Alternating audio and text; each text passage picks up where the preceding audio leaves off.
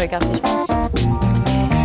Une des technologies qui va révolutionner le monde de la santé, c'est pas vraiment une technologie à proprement dite, c'est ce qu'on appelle la médecine personnalisée. Donc la technologie qui permet ça en soi, c'est ce qu'on appelle le séquençage du génome humain. C'est une technologie qui existe déjà. Il y a des études qui séquencent des génomes de milliers de personnes, qui après regardent dans ces personnes qui sont les gens malades et qui ne sont pas malades. Et après, ils peuvent trouver des mutations qui sont plus associées aux gens malades qu'aux gens non malades. Et donc, ça nous permet d'apprendre les fonctionnalités de nos gènes. Et en fait, ça va permettre aux médecins de prescrire des thérapies selon les pathologies des patients, aussi en fonction de leur patrimoine génétique. D'après moi, les technologies qui vont révolutionner le monde de la santé, c'est tout d'abord la thérapie génique. Comme on a vu maintenant, la thérapie CAR-T a été autorisée par les autorités de santé. C'est une thérapie très prometteuse qui permettra de peut-être soigner le cancer beaucoup mieux en rééduquant les cellules du patient malade à combattre le cancer. L'atout qu'on a à Fribourg, c'est qu'on a développé ce programme qui permet d'apprendre les ultrasons. L'application qu'on va en faire sera nouvelle et novatrice dans les prochaines années. Par exemple, aux urgences, tous les médecins qui seront assistants aux urgences pourront s'en servir pour voir des choses relativement basiques comme des saignements dans l'abdomen. Et l'autre technologie que je trouve prometteuse, c'est toutes les technologies liées à l'intelligence artificielle qui, à mon avis, permettront de poser des diagnostics plus pointus et plus corrects en évitant des faux positifs et des faux négatifs et qui vont améliorer aussi la qualité de vie du patient. On a le smartphone qui, depuis 12 ans, est démocratisé dans le quotidien de tout le monde. Ces smartphones, ils ont des multiples applications qu'on peut installer. Donc, toutes ces applications génèrent énormément de données. Elles vont être utilisables pour le big data pour atteindre un objectif ultime qui est la médecine prédictive.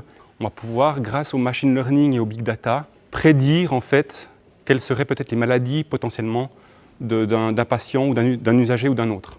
La formation de bioingénierie que j'ai suivie à l'EPFL est en constante évolution. Chaque année, on va nous parler des toutes dernières technologies, des derniers articles scientifiques qui sont sortis. Donc on nous donne vraiment les meilleurs outils pour être prêt à entrer dans le monde du travail et être à jour avec toutes les dernières sorties en nouvelles technologies. Moi, je fais un doctorat en biostatistique. Et dans mon doctorat, j'essaie d'extraire des informations des données génétiques. Du coup, j'ai appris beaucoup de mon prof, par exemple la programmation et comment implémenter des algorithmes dans des programmes informatiques. J'ai eu la chance de pouvoir suivre beaucoup de cours pour la programmation, mais aussi pour le machine learning. Donc je pense que je suis bien équipée. La formation d'informaticien de gestion que j'ai suivie pendant 4 ans, elle m'a donné beaucoup d'outils différents. Développement d'applications, gestion de base de données, du droit, du leadership, du management, de la gestion de projet, de la méthode agile, etc. Il y a eu beaucoup de choses. Donc oui, on est tout à fait prêt à assimiler ces nouvelles technologies. Au final, ça ne sert à rien d'apprendre en détail quelque chose qui, dans 5 ans, sera plus forcément à jour, mais vraiment de pouvoir réfléchir rapidement pour pouvoir résoudre les problèmes actuels qui vont se présenter à nous. Mon cursus s'est prolongé en doctorat. L'école doctorale, par contre, propose des cours très pointus sur les sujets d'actualité et nous permet d'être vraiment à la pointe de la connaissance d'aujourd'hui pour nous permettre de faire des recherches aussi à la pointe. Alors pour moi, ce serait important qu'on parle déjà de l'intelligence artificielle, du traitement de données. Maintenant, on a de plus en plus de patients, de plus en plus de volume de données à traiter. Et pour moi, ce serait important qu'on ait des bases là-dedans aussi pour comprendre comment ça marche et se servir au mieux de cette technologie. L'intelligence artificielle ne va pas remplacer l'humain, mais va prendre de plus en plus de place et c'est un outil qu'on aura bon intérêt à savoir maîtriser. On apprend beaucoup de théorie, on apprend beaucoup de ce qui se fait, mais on fait assez peu de pratique et on utilise assez peu de manière profonde les outils, par exemple l'informatique, qui nous permettent d'arriver dans le monde du travail et de vraiment se rendre utile dans une nouvelle entreprise, par exemple. J'ai étudié la biologie, du coup, dans mon travail d'aujourd'hui, ce qui me manque, c'est beaucoup la statistique ou les mathématiques. J'ai beaucoup d'opportunités de prendre les cours qui me manquent dans le SIB, mais aussi avec les universités où je suis encore inscrite à l'université de Fribourg en étant doctorant. Je ne changerai pas grand-chose dans ma formation.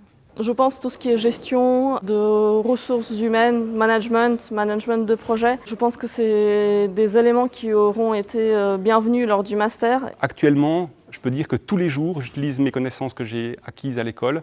Le bagage technique qui m'a été apporté pendant ces 4 années, il est déjà passablement conséquent. Ce que j'imaginerais maintenant par rapport aux informations qu'on a, qui sont la protection des données, peut-être de mélanger certains cours, comme un cours de droit avec la sécurité informatique, mais sinon c'était excellent.